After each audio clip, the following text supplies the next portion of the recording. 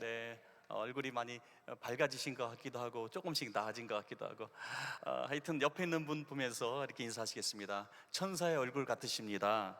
아, 예, 뭐 신앙 양심에 조금 거슬리기도 하고 뭐 천사의 얼굴 같겠습니까? 아침에 정말 화장도 잘 못하시고 오셔서 사실 새벽에는 인사할 때 얼굴 보면서 인사하는 건 실례인 것 같아요. 약간 45도 내려가지고 이렇게 인사해야 돼요.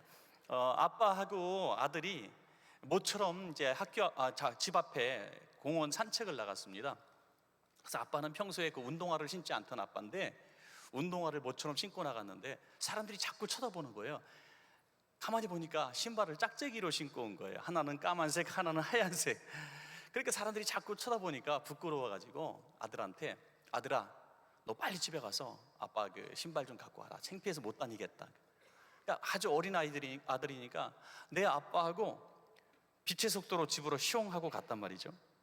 그런데 빈손으로 오는 거예요. 야, 너 신발 왜 안 갖고 왔어? 그랬더니 아빠, 다 소용없는 짓이었어요. 뭐가? 집에도 짝짝이밖에 없던데요. 예, 무슨 말인지 잘 모르시는 분 옆에 있다가 물어보시기 바랍니다. 예, 옆에 있는 분에게 인사 한번 다시 할까요? 사랑합니다. 축복합니다. 아멘.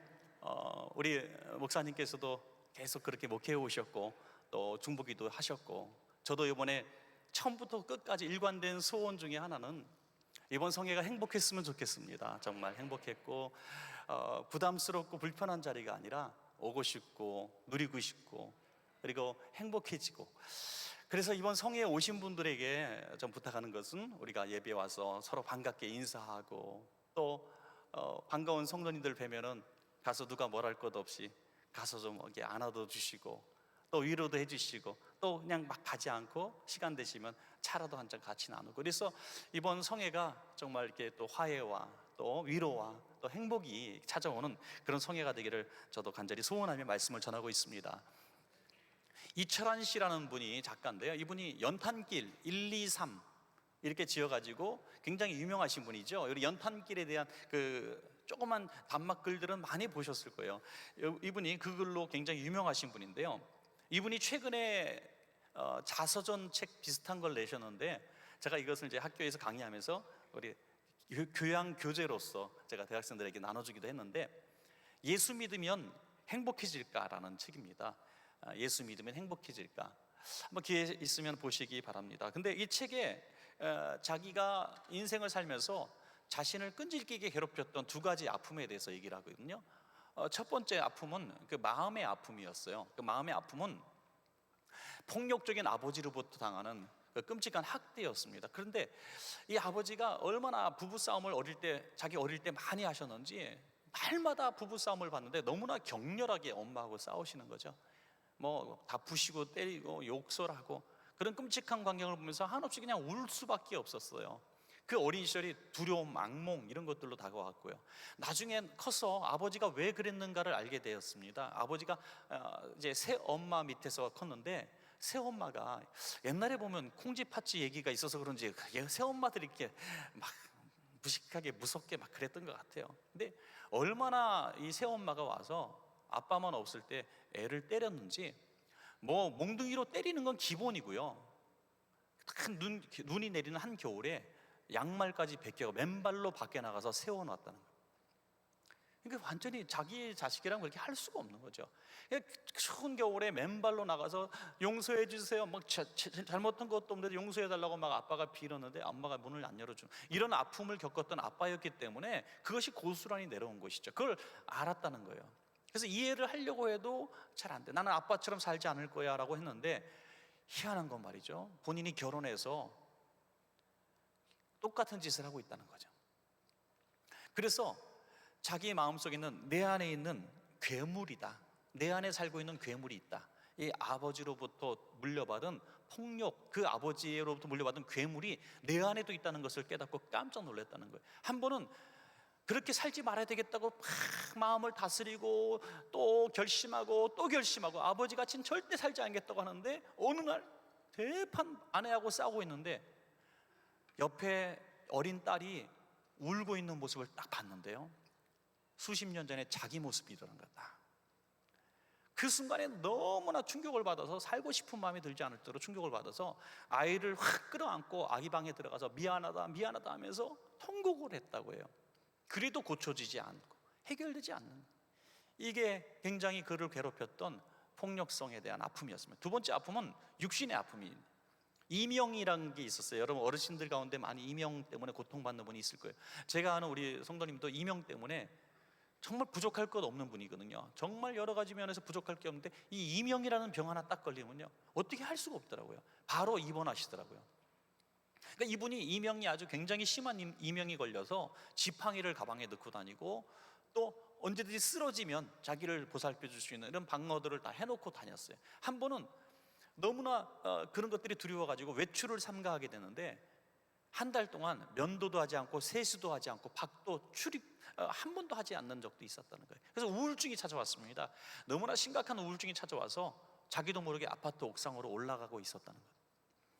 이런 두 가지, 마음의 폭력성과 상처, 이런 것들, 자기 자신에 대한 책망, 그리고 육신의 질병, 그러니까 이 사람은 살 희망이 없는 사람이죠. 마음의 상처와 육신의 질병이 같이 자신을 짓눌러서 또 글을 쓰는데 글이 히트를 된 것이 하나도 없어서 너무 고통받고 있을 때, 그 어릴 때부터 교회를 다니고 있었답니다. 초등학교 때부터. 그런데 한낱 희망은, 내가 어릴 때부터 주일학교 다니면서 배운 그 하나님의 말씀이 신락 같은 희망으로 다가온 것이죠.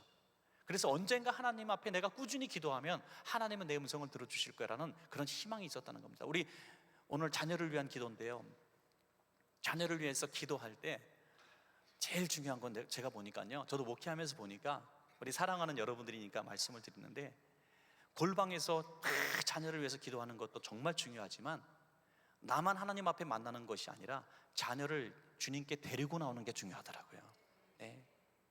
데리고 나온 거예요. 잠자면 그냥 이불채로 보따리로 싸가지고 이렇게 데리고 와서 자, 그냥 교회에서 자 하고 그냥 재우세요. 눈 똑바로 떠, 눈 똑바로 떠, 어딜 침 흘리고 자지 마, 막 이렇게 하니까 애가 교회 안 오는데, 교회가 호텔보다 편하면 오거든요. 그래서 교회 와서 예배 드리면, 치과 갈 때 치과 갔다 오면 맛있는 거 하신다 그러잖아요. 교회 와서 예배 드리고 나면 용돈도 주시고, 예. 1년 52주 안 빠지면 셀폰도 바꿔주시고, 이렇게 좀 흥정을 좀 하시란 말이에요. 그래서 제가 우리 아이들은 절대로 교회를 안 나와, 어떻게 하면 좋아요? 사춘기 엄마들이 저한테 상담하면 저는 단박에 해결할 비법을 가르쳐 줍니다. 다음 주에 교회 나오면 10만 원 주라고. 10만 원 준다니까 오더라고요. 예. 그러니까 우리가 별의별 거 다 투자하는데 자녀를 위해서 말씀 듣는 자리로 인도하면요, 그 아이가 안 듣는 것 같아도 그 말씀이 다 들어가더라고요. 그래서 이런 이철환 작가처럼 그런 고난과 죽고 싶은 환경 가운데서도 그게 희망이 되었다는 거예요. 기도를 하는 중에 하나님의 은혜로 연탄길이라는 이 소설이 대박을 터뜨린 거죠.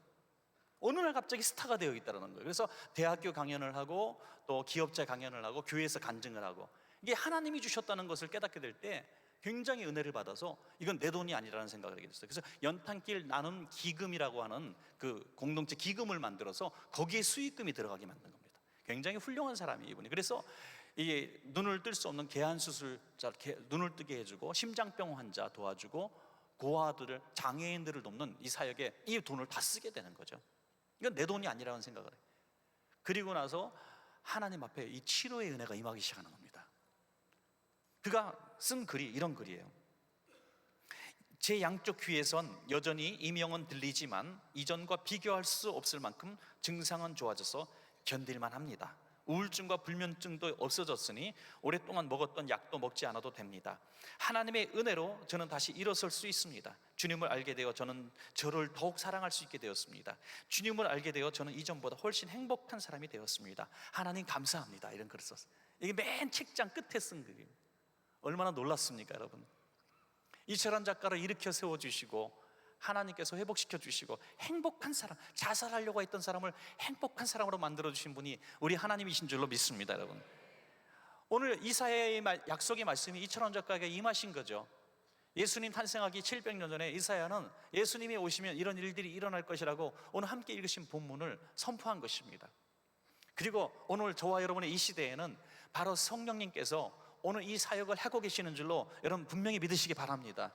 성령님이 우리 가운데 오시면은 바로 이철원 작가에게 임했던 그 성령님의 역사, 고치시는 역사가 우리 가운데도 분명히 올 줄로 그렇게 믿습니다. 오늘 주여와의 영, 내게 기름을 부으사, 모두 성령님을 말씀하고 있거든요.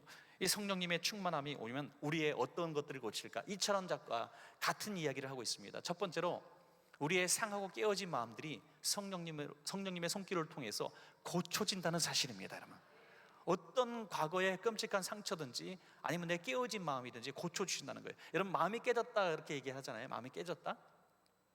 접시가 깨지고 그릇이 깨지면 이거는 쓸 수 없습니다. 우리 사기 그릇 깨지면 바로 아무리 아까워도 버리잖아요. 버릴 수밖에 없어요. 이건 아무리 뭐 붙여봐야 접시를 쓸 수가 없는 것입니다.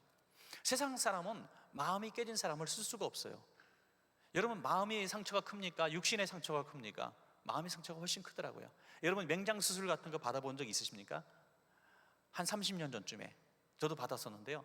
맹장 수술 상처 찾으려면 한참 찾아요. 어떨 땐 왼쪽을 찾아요. 오른쪽이거든요. 맹장 이쪽 아무리 찾아도 안 보여요. 그런데 50년 전에 시어머니께서 야, 너는 밥벌레냐? 왜 밥만 처먹어? 그랬더니 이게 50년 동안 상처가 되는 거예요, 이게. 야, 이 상처는요, 생생하게 그날 현장, 그 시간, 그 옆에 뭐가 있었던 가지까지 기억을 해. 그때 시어머니가 무슨 땡땡이 옷 입고 있던 것까지 생각이 나는 거야. 야, 그것이 찰칵하고 찍혀가지고요, 상처가 딱 들어오면요, 잊혀지지 않는. 어느 날 갑자기 막 별거 아닌 거고 화 풀이고 하고 남편한테 투정 부리고 막 아내한테 승질 부리고 이런 경우가 있잖아요. 그것은 그날 그 사건 때문에 그런 거예요. 지금 이 사건 때문이 아니라 그날 그 사건이 쌓여 있다가 언제 계기만 대화라 하고 준비하고 있었던 거죠. 이게 깨어진 마음이거든요. 이 깨어진 마음은 사람의 인간의 노력으로는 해결될 수가 없습니다. 그런데 1절에서 나를 보내사, 오늘 주님의 성령이 우리 가운데 임하시면 상한 마음을 고쳐주신다 이거예요. 그 성령님이 얼마나 좋으신 분입니까, 여러분? 도저히 붙일 수 없는.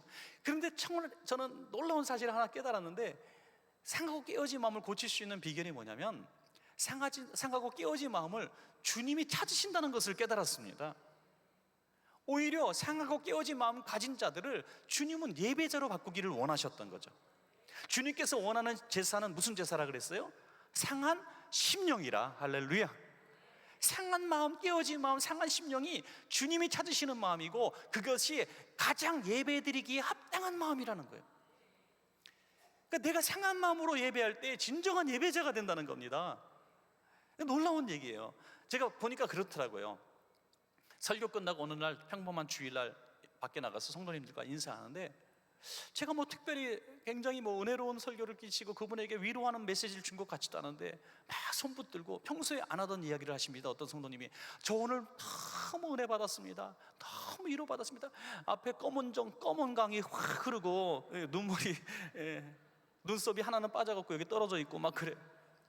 도대체 왜 그랬을까? 그럼 저는 또 정색을 하고 얘기하죠. 집사님 요즘에 많이 힘드신 것 같아요. 그러면 어떻게 하셨어요? 어떻게 하세요? 힘드니까 은혜를 받죠. 그래서 저는 때로 기도한답니다. 성도들의 삶이 좀 힘들어지게 해달라고. 너무나 멀쩡하고 너무나 평안하고 너무나 문제가 없으니까 그 에너지가 형제 잡아먹고 때리는 데 쓰더라고요. 뭐 어디 힘쓸 데 없나? 어디 힘쓸 데 없나 하다가 괜히 교회에 형제 붙들고 교회에서 분란을 일으키고 싸우더라고요. 여러분, 열심히 성령님과 교제하고 내 마음이 상하고 삶이 지치고 피곤하면요, 주님 앞에 나와서 상한 마음 아뢰기 바쁘지 누구한테 붙들고 뭐 싸울 시간이 없고 힘도 없어요. 싸울 힘도 없어. 우리 성도님들 가운데 보면 찾아 있고 예배당 와서 예배 드리는데 너무 힘들어하는 분들을 보면요, 싸울 힘도 없는 분들이에요. 그분이 지금 상한 심령이거든요. 여러분, 이 상한 심령이 정말 하나님을 예배하는 아주 훌륭한 에너지가 된다는 사실을 믿고 이 상한 마음을 가지고 주님 앞에 나오시기 바랍니다. 주님, 나는 마음이 상한 사람입니다. 나는 마음이 너무 아픈 사람입니다. 저는 너무 모욕적인 말을 들었고 멸시받는 삶을 살았고 제 마음이 너무나 산산조각이 나가지고 도무지 붙일 수조차 없고 저는 우울증, 정말 장애, 공황장애에 빠지기 직전입니다. 하나님, 너무 힘듭니다. 하나님, 이런 마음으로 어찌할 바 모르는 그 마음이 저는 예배드리기 가장 합당한 마음이 된다는 것을 깨달았어요. 제가 모태신앙이거든요. 어릴 때부터 신앙생활했고, 제가 초등학교 5학년 때 아버지가 목사님이 되셔가지고 정말 아버님이 너무너무 엄하신 분이에요. 아침에 1시간씩 가정예배를 드렸어요. 제가 어릴 때 초등학교 1학년 때도 기억이 나요. 1시간씩 무릎을 꿇고 동그랗게 앉아 예배 드리는데, 졸거나 장난치면요 다락방에 끌려가서 거기서 반성하고 내려왔어요. 반성. 너 다락방 올라가! 그러면 다락방 올라가서 무릎 꿇고 울면서 반성했어요. 그러니까 예배 시간이 저한테는 무진장 큰 고문이었어요. 너무너무 힘들었어요. 주일을 빠진다? 그건 호족에서 이름 빠지는 날이에요. 그래서 제 평생의 소원이 뭐냐면 주일 예배 빠지고 2박 3일 놀러 가는 거였어요.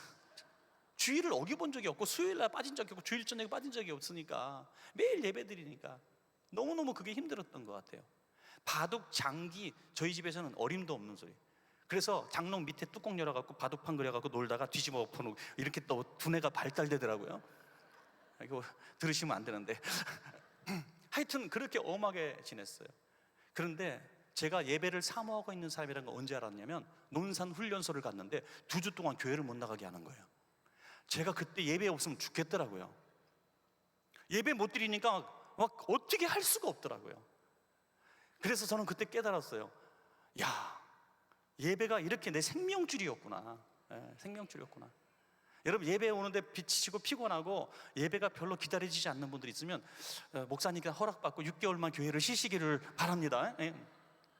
그러면 예배 안 드리면 막 죽을 것 같을 것 같아요. 저 빨리 예배 드리면 안 돼요. 목사님 문 좀 열어주면 안 돼요. 이 정도가 될 겁니다. 왜? 여러분들은 이미 예배를 통해서 주님의 그 위로를 경험했기 때문이죠. 여러분, 상한 심령의 예배자가 이미 되었다는 증거인 것입니다. 여러분, 어떤 상처가 있든지 어떤 마음이 있든지 상한 심령의 예배자가 된다는 것은 바로 그 수가성 사마리아의 여인의 그 마음을 우리가 보면 알 수가 있을 것 같아요. 5번이나 남편에게 버림받았어요. 여러분, 5번 결혼에 실패했다고 성경에 나와 있는데, 당시에 실패라는 것이 오늘날의 실패가 있습니까? 우리 결혼합시다, 좋습니다 해서 우리 합의해서 이혼합시다, 그렇게 됐겠어요? 당시의 사회는 남자가 여자를 버리는 시대였거든요. 어떤 이유를 들어서도 버렸습니다. 그러니까 5번 남편에게 버림받았다고 보는 것이 정확한 당시의 상황입니다. 5번이나 버림받았어요. 얼마나 비참한 인생입니까? 부끄러워서 정오에 햇볕에 물길로 오는 그 인생이었는데, 예수님이 그분을 찾아오셔서 그분의 예배를 받으신다는 거예요. 저는 이것을 이렇게 해석합니다. 그분이 상한 심령의 예배자이기 때문에 주님이 찾아오셨다고 믿는 거죠. 왜? 그분에게 말씀하십니다. 예루살렘에서도 말고 그리심산에서도 마라. 예배 장소 찾아서 몸부림치지 마. 네 심령이 예배자야 하는 거죠. 그 상한 심령의 예배자이기 때문에 예루살렘으로 부르신 것도 아니고 그리스산으로 부르신 것도 아니고 사마리아 우물가 물 깃는 그 여인을 그 예배 장소로 인정하신 것입니다. 여러분, 눈물 흘리는 자리, 세상에서 잿더미에 앉아있는 그 자리, 실패의 그 자리, 통곡하는 그 자리가 바로 여러분들의 상한 심령의 예배터가 된다는 사실을 믿으시기 바랍니다. 여러분, 그때 성령님이 어느 때보다도 강력하게 임하실 거예요. 강력하게 임하셔서 평소에 느끼지 못했던 성령님의 피 묻은 손이 여러분을 어루만지시며 사랑하는 딸아. 오늘 찬양을 부르는데 제가 들어올 때 너무나 은혜로웠어요. 제가 제일 좋아하는 찬양 중에 하나가 사랑합니다 나의 예수님이거든요. 제가 농어촌 목사님들을 매년 돕기 위해서 2박 3일 투어를 해요. 제일 어려운 지역 농어촌을 2박 3일 자동차를 타고 1500km 가고 섬을 몇 군데 가고 이렇게 위로하는, 보따리 싸갖고 가, 성도들 한 30명 데리고. 그러면 그 교회에서 위로하면서 선물 드리고 주머니에 용돈 좀 꽂아드리고 이렇게 오면요, 그리고 허거를 쭉 우리 교인들이 30명이 줄 서서 그 목사님 사모님 허거를 다 사랑합니다, 축복합니다, 그렇게 기도해주고 나오면 그리고 이 찬양을 제가 꼭 부르거든요. 손 이렇게 하고 목사님 사모님을 향해서 사랑합니다. 교인들 5명 6명 놓고, 섬에서 목회하는 분들은 애를 초등학교 때 띄워놓고 결혼할 때까지 같이 못 살았어요. 이런 분들이 얼마나 힘든지 몰라요. 허그해주면요 그렇게 펑펑 다 우는 거예요. 울지 않는 사람이 거의 없어요. 상한 심령의 그 마음을 그분들이 찾아오지 못하지만 우리가 찾아갔을 때 성령님의 위로를 느끼더라고요. 여러분들이 상한 심령을 갖고 있으면 위로받을 때 찾지 마세요. 성령님이 찾아오시는 거예요. 예배하는 자들을 찾으시느니라. 어떤 예배? 상한 심령의 예배자를 찾으시느니라. 그러므로 여러분들에게 이 상한 심령은 주님의 초청을 기다리며 주님을 초청하시면 주님이 성령으로 임재하셔 주셔서 여러분 상한 마음을 어루만져 주시고 어느 때보다 행복한 예배자가 될 줄로 그렇게 믿습니다. 여러분, 또한 두 번째로 성령님은 우리의 상한 육신을 고치십니다. 오늘 이명으로 고통당했던 이철원 작가를 고치시듯이 하나님은 치료하시는 하나님으로 오는 거죠. 여호와 라파의 하나님. 여러분, 우리가 초대교회로 돌아가자 말하는데, 초대교회로 돌아가자 하는 것은 초대교회 능력을 회복하자는 것과 저는 같다고 봅니다. 어떤 분이 얘기하셨어요. 지금은 초대교회의 능력을 별로 구하지 않는, 그래도 되는 시대가 되었다는 거예요. 왜냐하면은 예배를 우리가 드립니다.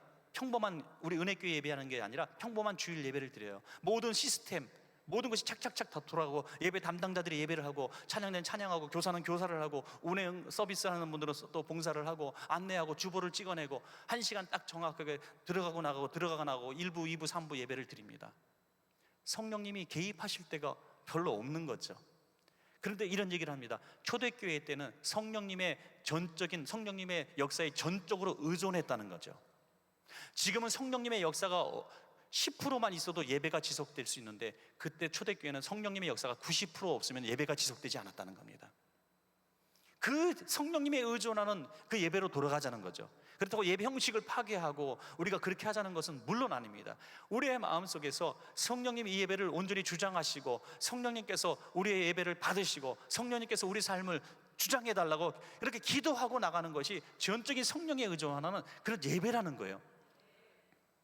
그런 찬양대의 찬양이 달라질 거고, 우리가 기도하는 기도자의 기도가 달라질 것이고, 우리가 예배드리는 예배의 태도가 달라질 거예요. 왜? 우리는 지금 성령님을 의식하고 기도하고 성령님을 의식하고 예배하고 있기 때문이죠, 여러분. 그래서 우리는 반드시 회복되어야 되는 것이 뭐냐면, 초대교회의 성령님의 강력한 치유의 역사를 우리는 반드시 회복해야 된다고 저는 믿습니다. 여러분, 주님은 지금도 치료하세요. 지금도 분명히 병든 자를 고치십니다.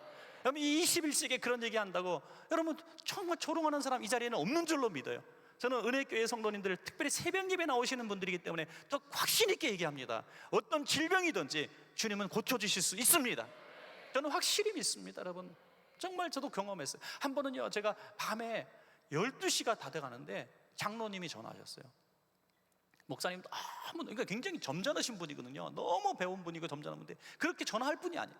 목사님 너무나 다급하니까 좀 저희 집 앞으로 좀 오주시면 안 되겠어요? 그래서 교회하고 바로 집이 바로 옆이기 때문에 갔습니다. 보니까 집에서 나왔어요. 집 앞에 조그만 공원이 있는데 그 벤치에 앉아 계시더라고요. 그 장로님하고 아내 권사님하고 큰딸 아이하고, 큰딸이 대학생인데 앉아 있어요. 그때 4학년쯤 됐을 거예요. 웬일이세요? 깜짝 놀라서, 아무도 없는 깜깜한 야심한 밤에 정말 너무나 좀 무섭기까지 한 그 시간에 공원에 앉아 계신 거예요. 딸아이가 내일 병원에 가서 수술을 받습니다. 무슨 수술이요? 눈 수술을 받습니다. 무슨 병인데요? 지금 오랫동안 치료했는데 최종 결론이 뭐냐면, 내일 큰 수술을 받아야 하는데, 수술을 받아도 절대로 낫지는 않고 실명되는 거를 막을 수 있는 수술을 한다는 거예요. 실명되는 걸. 한쪽 눈입니다. 얼마나 기가 막혀요. 대학교 다니는 여학생인데 얼마나 기가 막힙니까? 밤새도록 울고 며칠을 기도했는데도 이제 고쳐지지 않은 거예요. 근데 내일 이제 수술하는 날이니까, 그래 수술 받기 전에 교인들을 다 알게 하기는 민망하니까 저한테 와서 안수기도 받고 싶은 마음이 너무나 간절하게 들었던 거예요.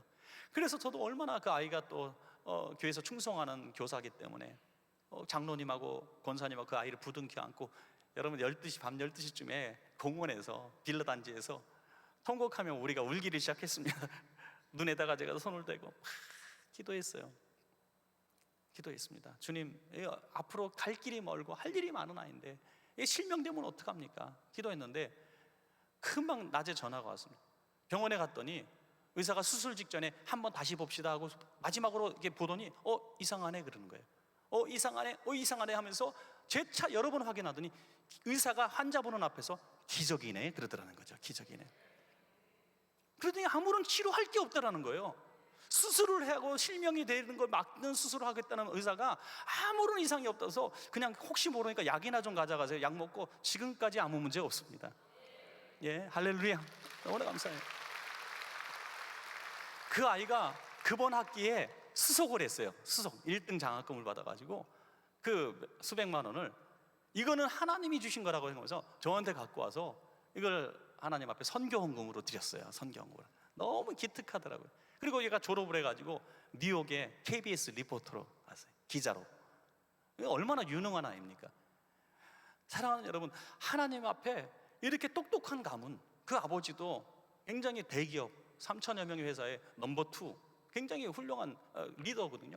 그렇지만 그런 많이 배울 만큼 배웠고 또 똑똑한 가문임에도 불구하고 이런 절박한 상황이 딱 오니까 의사가 안 된다고 하니까 결국 하나님을 찾을 수밖에 없다는 사실을 깨닫게 되는 것입니다. 사랑하는 여러분, 그러니까 감기가 걸려도 기도하고 암이 걸려도 기도하는 거예요. 의사가 난다고 해도 기도하고 의사가 못 낫는다고 해도 기도하는 거예요. 이게 하나님의 살아계심입니다. 오늘 새벽에 길게 설교할 수 없지만은, 제가 낮 설교는 좀 불편한 얘기지만 제가 새벽이니까 할게요. 저는 주일 낮에 대예배 때도 제 간증을 했었어요. 좀 신비한 얘기긴 하지만 저는 굉장히 만성 두통에 오랫동안 시달렸던 사람이에요. 너무나 오랜 세월 동안. 그래서 제 친구들이나 주변 사람 다 알아요. 제가 일주일에 2번은 혼절할 정도로 아팠어요. 한번 아프기 시작하면 그냥 집으로 가든지 어디 가서 누울 때를 찾아야 돼요. 이 고통을 여러분 아시는 분이 있을지 모르겠어요. 이 고통이 오면 제가 이해할 수 있도록 말씀드려요. 고통이 딱 오기 시작하면 징조가 와요. 찍 하고 전기가 통해. 그러면 위가 딱딱해집니다. 그리고 이걸 해결할 수 있는 방법은 빨리 가서 토를 해야 돼요. 오바이트를 해야 돼요. 그래서 막 억지로 깨끗거리면서 토를 하면 그때 이제 피가 돌면서 정신이 하나도 없어요. 그 다음부터 다리에 팔다리 힘이 빠지고 쓰러지게 돼. 그래서 1-2시간 자고 나면 말짱해지는 거예요. 이런 게 반복이 되어지니까 저는 얼마나 울었는지 몰라요. 인간 노릇 못할 것 같더라고요. 이게 사는 게 아니에요. 제가 목회를 하면서도 그랬어요. 주머니에는 항상 약이 몇 개나 있었고 어디 가든지 약이 질비했어요. 저희 집사람이 시집 와가지고 우리 집이 종합 약국인 줄 알았다. 약국이. 이게 낫지 않아요. 기도해도 난다는 생각을 별로 못했는데 하루는 너무나 서럽더라고요. 또 아프기 시작하는데 너무너무 서러워가지고 이걸 제가 웬일인지 기도하고 싶다. 오늘 너 한번 너 죽고 나 죽자 하고 싶더라고요. 그래서 제 머리에 제가 다 손을 얹었어요.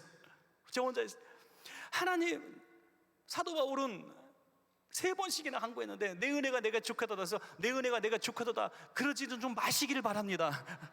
그래갖고 기도가 아니었어요. 그냥 붙들고 눈물이 툭툭툭 떨어지는데 얼마나 제가 불쌍한, 제가 저를 봐도 불쌍한 거예요. 이게 목사가 되나가지고 주님 살아계시다, 병 고침 받는다, 그리고 실제로 기도하면 여러 사람들이 낫다는 간증도 많이 들으면서 정작 저는 이렇게 인간 노릇 못할 정도로 아프니까 막 기도하는데요, 머리끝이 찌긋찌긋하지느니 그 꼭지 긴 그 주돈자에 물을 가득 담아가지고 커피 물 쏟는 것처럼 물을 싹 여기 누가 부어주시는 거예요.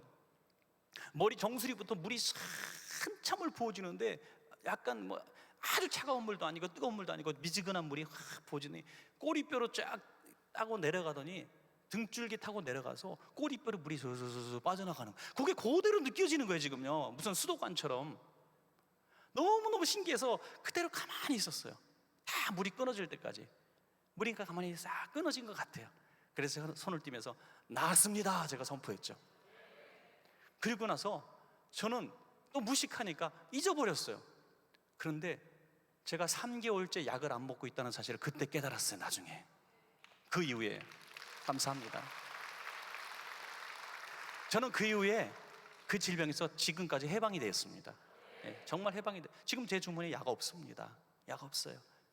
가끔씩 두통이 오기도 하지만은 그건 그냥 일반적으로 피곤하거나 그러면 오는 보통 사람의 두통이지, 그때의 그런 만성적인 두통, 그런 끔찍한 고통은 저에게 해방됐습니다. 떠나갔습니다.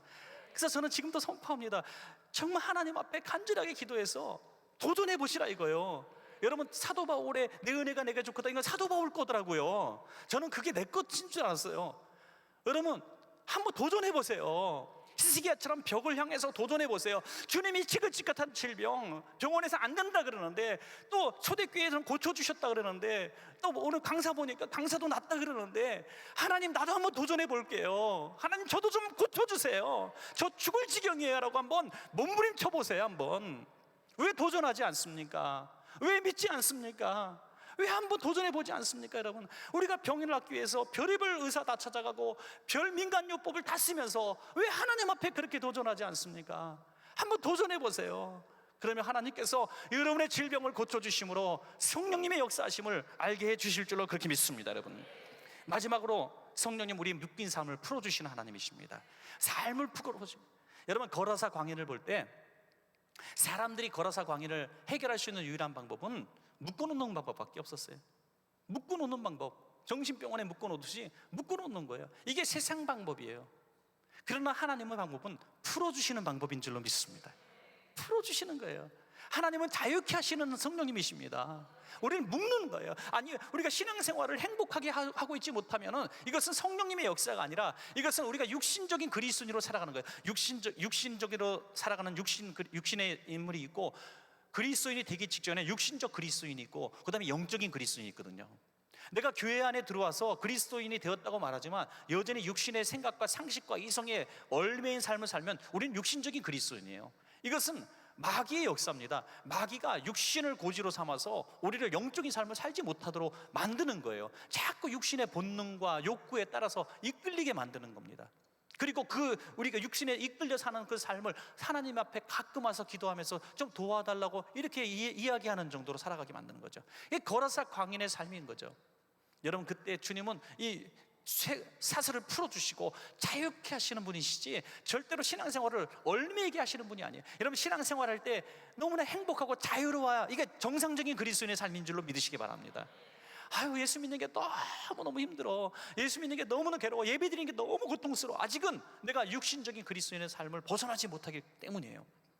마귀는 우리를 올가매고 불편하게 만들고 힘들게 만드는 거예요. 어느 날 갑자기 예배 드리는 것이 제일 쉽고, 예배 드리는 것이 제일 행복하고, 교회 안에 있는 것이 내가 있어야 될 장소인 것 같고, 이런 마음이 확 들 때가 올 것입니다. 그때 바로 나는 성령에 의해서 내가 삶의 자유를 누리게 되는 것입니다. 여러분, 얼마나 감사합니까? 한 가지 예만 드리고 말씀을 맺겠습니다. 삶을 바꿔주시는 하나님에 대한 얘기죠.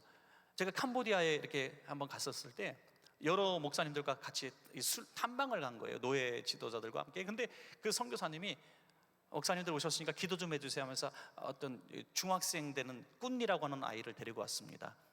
이 아이는 아주 예쁘장하게 생긴 여학생인데 보니까 눈이 안 좋아요. 보니까 한쪽 눈은 실명이 됐고 또 한쪽 눈은 건포도처럼 말라가고 있었어요. 캄보디아에 있는 큰 병원을 여러 군데 데려갔지만은 가자마자 하는 말이 눈을 뽑고 가짜 눈을 넣겠다는 거예요. 그것도 돈이 있어야 넣어주는 거지 그냥 뽑고 말겠다. 이게 몸까지 썩어 들어간다는 거죠. 이게 말라가고 있는 이 희귀병이었어요. 그리고 언니가 또 왔는데 언니를 데리고 왔어요. 언니는 그 학교에서 교직원으로 쓰고 있었어요. 왜 교직원으로 썼냐면 아빠가 동네에서 유명한 사람인데 아주 지독한 불교자죠. 그거 다 불교인들이니까. 그러니까 얘네들이 기독교 학교 와서 공부하니까 가지 말라 그러는데 언니가 계속 온 거예요. 그러니까 언니를 교회 가지 말라고 몽둥이로 때렸는데 잘못 맞아가지고 다리를 장애를 입었어요.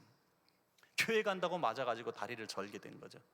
너무나 불쌍해서 그 선교사님이 너무너무 불쌍하고 미안해서 그 아이를 교회 직원으로 받고 월급을 주고 있는 거죠. 근데 그 여동생이 마저 그렇게 되니까 얼마나 할 수 있는 게 아무것도 없으니 기도 좀 해줘. 그래서 기도를 해줬어요. 그냥 선교지에 가서 목사들이 해야 될 것 중에 뭐 하나가 기도인데 그게 더 이상 해줄 수 있는 게 없어요. 그 선교사님이 저한테 요청하는 것도 없어요. 왜? 수술 받아도 낫는 확률이 없으니까 정말 기도만 해달라는 거였거든요. 그래서 기도만 해주고 왔는데 서울에 왔는데 서울에 돌아와서 마음이 너무너무 불편한 거예요. 계속.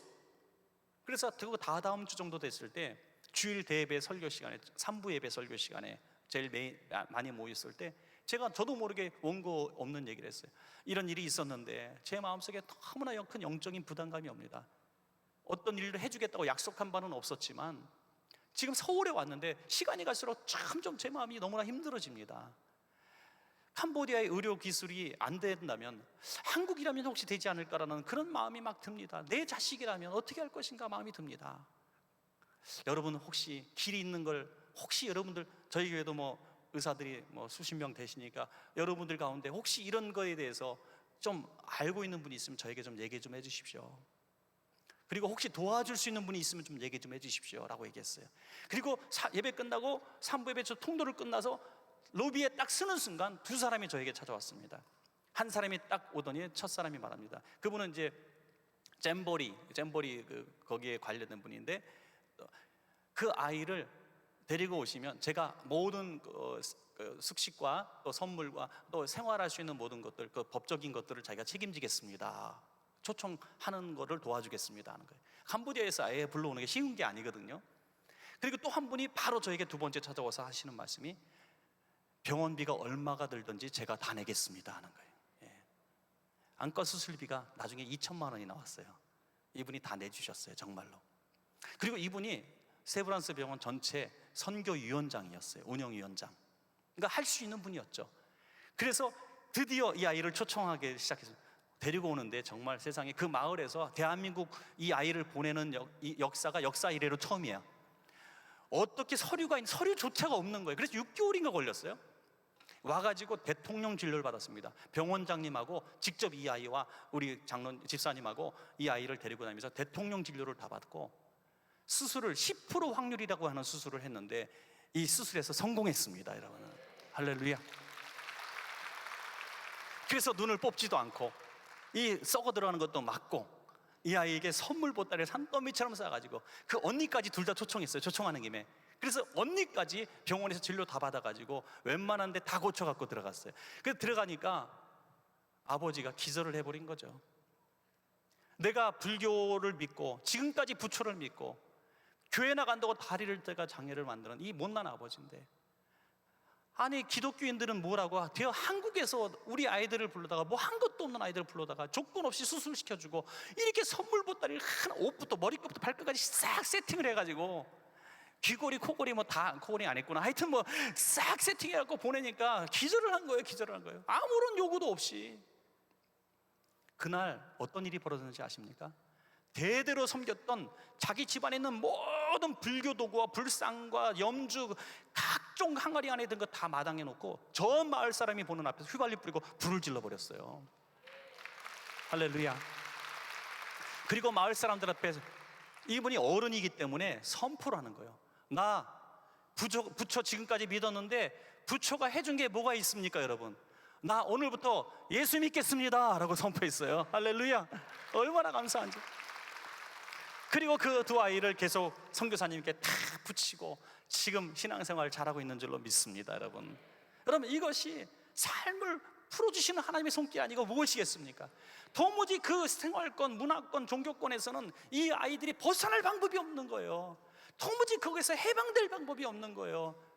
마치 이슬람권 속에서 그리스도인으로 살기 위해서 죽음을 각오하는 것처럼 그런 처절한 환경이었어요. 그런 하나님께서 희한한 손길을 통해서 아이들을 싹 뽑아다가 예수 믿을 수 있는 환경 가운데 그 가족을 구원하는 역사까지 일어나는 거예요. 이것이 바로 우리의 삶의 역사, 묶인 것들을 풀어주시는 성령님의 역사라고 저는 믿습니다. 여러분, 성령님은 여러분의 삶에 개입하시는 분이에요. 이건 내가 할 일이고 이건 하나님이 할 일이고 이건 내가 하는 직장 일이니까 내가 천만의 말씀이에요. 하나님은 여러분 삶의 모든 구석구석 개입하기를 원하시는 것입니다. 여러분, 하나님 앞에 맡기십시오. 성령님께 맡기십시오. 자녀가 안 됩니까? 때려도 안 되고 정말 어떻게 사정해도 안 되는 아이들의 문제가 있습니까? 여러분 저는 자녀들을 변화시키는 방법, 정말 유일한 방법 하나밖에 없는 것을 깨달았어요. 너와 너의 자녀를 위해서 올라. 예수님이 말씀하신 그 말씀 진리입니다. 21세가 돼도 마찬가지예요. 지혜롭게 설득해도 소용없어요. 우십시오. 그 아이가 잠자고 있을 때 새벽 예배 갖고 와서 그 아이의 머리 위에 눈물이 여러분 떨어뜨려 보십시오. 그 아이가 변화되지 않고 견딜 수가 없습니다. 왜? 성령님이 그 마음을 휘젓기 때문이죠. 여러분, 성령님은 지금도 일하고 계십니다. 여러분, 이 시간에 찬양 한번 부르고 이 성령님의 고치시는 역사가 우리와 우리 자녀 가운데 임하게 해달라고 한번 기도하겠습니다.